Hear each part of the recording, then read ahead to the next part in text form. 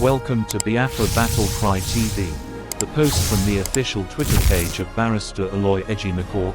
the Special Legal Counsel to Mazi Nnamdi Kanu, the leader of Indigenous People of Biafra (IPOB), suggests consulting General Azubuike Ihejirika, a former Nigerian Chief of Army Staff 2010 to 2014, to lead an Igbo vigilante force against Fulani terrorist group and forest-based criminals, leveraging his past success in countering Boko Haram, though his current affiliation with the ruling APC party raises questions about his impartiality, as noted in a 2021 political shift reported by Premium Times Nigeria.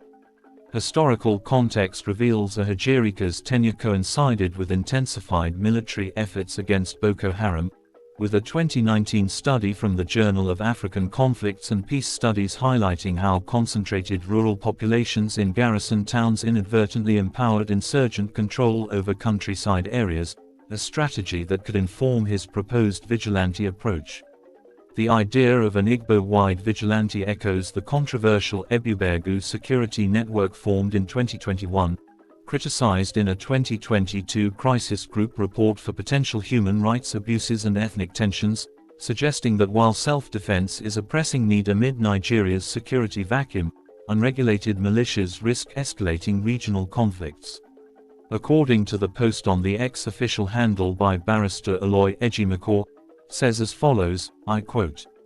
"At a time like this, Indigbo should consult General Ihejirika, the Alpha General and a soldier's soldier who was very successful in containing the terrorism in the north.